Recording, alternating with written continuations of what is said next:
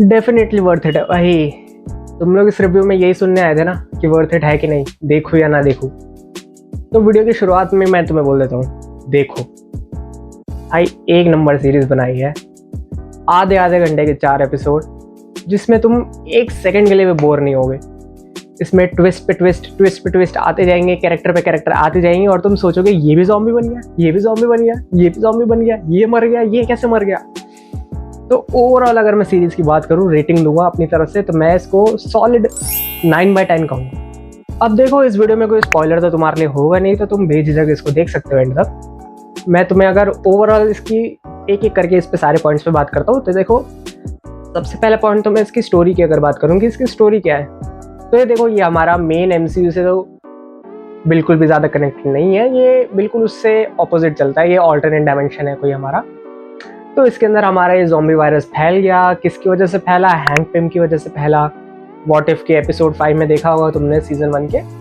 तो ये उसी के आगे कंटिन्यू होता है। इसके अंदर हमें स्टार्टिंग के अंदर 5 साल का एक टाइम जंप दिखाया जाता है कि इस पूरे वायरस को फैले हुए 5 साल हो चुके हैं एंड अब आगे क्या हो रहा है वो हमें दिख रहा है यहाँ पर।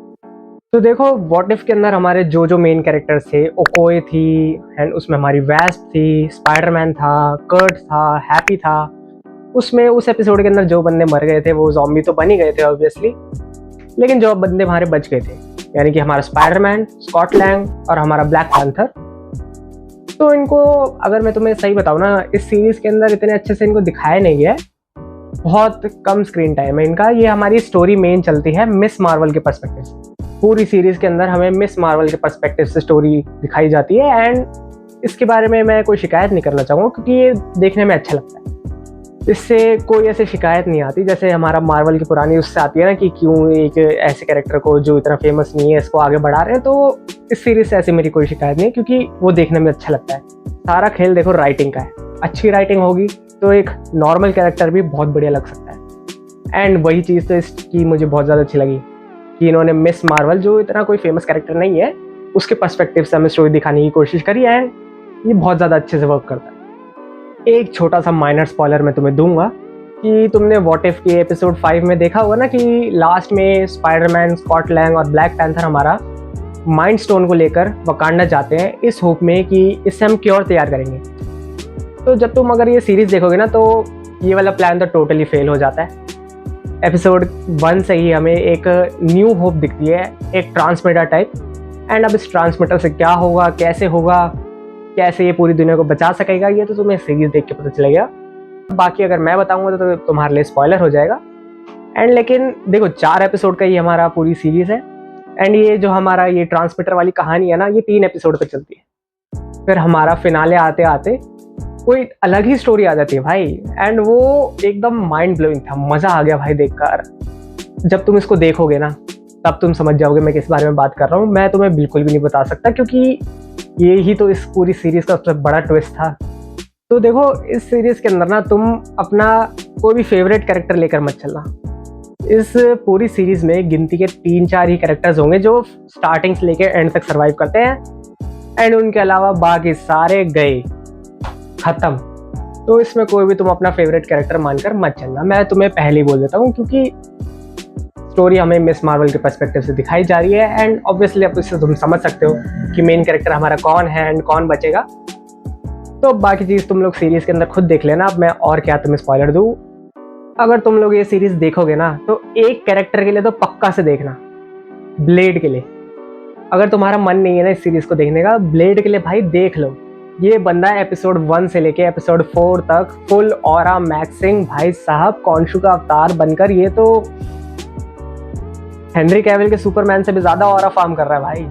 मतलब बंदा स्टार्टिंग से लेके एंड तक, क्या बोलूँ मैं, फुल एक्शन में है, फुल सीरियस टोन है इसकी, बिल्कुल भी 1% भी स्माइल नहीं करता बंदा, लेकिन मज़ा आ जाता है इसको देखकर। इसकी तलवार जो खच खच खच चलती है, मून नाइट की हमारे मून ब्लेड्स फेंक के मारता है, कॉन्शु बीच में से निकल के आता है, थोड़ी थोड़ी कॉन्शु की बातें करता है, तो वो सब कुछ देखने में तो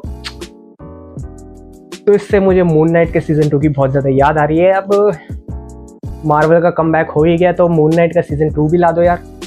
अब देखो, इस पूरी सीरीज़ के बारे में मैं तुम्हें अच्छे से और समझा पाऊंगा जब मैं स्पॉयलर बताऊंगा तुम्हें, जो कि मैं इस वीडियो में नहीं चाहता। तो एक वर्ड में अगर तुम सुनना चाहते हो कि ये वर्थ इट है, डेफिनेटली भाई, डेफिनेटली वर्थ इट है ये सीरीज़। मेरे को इससे कोई उम्मीदें नहीं थी, लेकिन ये तो मेरा मन कर रहा है फिर से देख लूँ। एक सॉलिड 9/10 सीरीज़ है।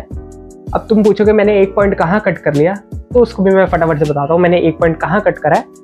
बाकी तो इस सीरीज़ में कोई शिकायत नहीं है मुझे। इसमें एक्शन बहुत अच्छा है, इसमें गोर अच्छे से दिखाया है, इसकी एनिमेशन भी मुझे ठीक लगी, इसमें स्टोरी भी बहुत अच्छे से चलती है हमारी, इसमें हर कैरेक्टर पे फोकस भी अच्छे से दिखाया जाता है, हर कैरेक्टर की पावर भी अच्छे से दिखाई जाती है। तो ओवरऑल कुछ कमी फील ही नहीं होती। लेकिन एक आध कुछ चीज़ें होती है ना जो थोड़ी सी मुझे ऑफ लगी, वो अभी मैं तुम्हें बताता हूँ।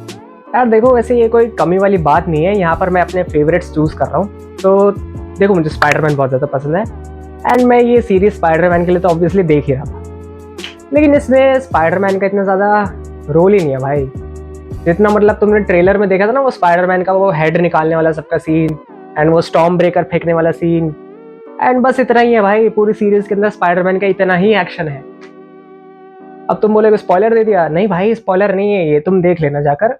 मेन स्टोरी हमारी शांग-ची एंड हमारा Yelena, Red Guardian, miss Marvel, इन्हीं के साथ चलती है। तो स्पाइडरमैन इसमें हमारा थोड़ा सा बैक ट्रैक चला जाता है, स्कॉट लैंग भी हमारा थोड़ा सा बैक ट्रैक चला जाता है। अब उसका सर बचा भाई, वो क्या ही लड़ेगा। लेकिन एक और कैरेक्टर की जो इसमें मुझे कैरेक्टर डेवलपमेंट की कमी लगी, वो था हमारा थॉर। अब देखो, एक और थोड़ा सा माइनर स्पॉइलर देता हूँ। अब एंड गेम में तुम्हें याद होगा ना, थॉर कैसे हमारा देवदास बन के बैठ जाता है, दुखी होके बैठ जाता है। तो इसके अंदर भी हमें थोड़ा थोड़ा ऐसे ही दिखाया गया कि जो हमारा थॉर है हार चुका है, थक हार के एकदम बैठ चुका है और अपना देवदास बन के अब बैठ चुका है कोने में, अब मुझे कुछ नहीं करना। तो ये चीज़ इस सीरीज़ के अंदर पता है इतनी ढंग से सूट नहीं करी मुझे। मतलब तुम देख रहे हो ना पूरी दुनिया में क्या फैला पड़ा है, एंड थॉर देखो अपना कोने में शांति से बैठ के, बस भाई मुझसे नहीं होता, ऐसे बैठा है। एंड थॉर हमारा लास्ट में लड़ने भी आता है, लेकिन वो लड़ाई भी इतनी ज़्यादा इम्पैक्टफुल फील नहीं होती। तो अब देखो, ये तो मैं अपना फेवरेट चूज़ करने वाली बात कर रहा हूँ, क्योंकि थॉर भी मुझे पसंद है, मुझे अपना स्पाइडरमैन तो बहुत ज़्यादा ही पसंद है, एंड मुझे हल्क भी पसंद है। एंड हल्क की अगर मैं तुम्हें बात बताऊँ ना, अब तुम सोच रहे होगे कि हल्क का क्या होगा भला इस सीरीज़ के अंदर, क्योंकि वॉट इफ के लास्ट में तुमने देखा होगा कि हमारा हल्क चला जाता है वांडा से लड़ने, एंड उसके बाद उसका क्या हुआ, वो चीज़ तुम्हें इस सीरीज़ के अंदर पता लगेगी। एंड यही तो सबसे ज़्यादा मेजर ट्विस्ट था।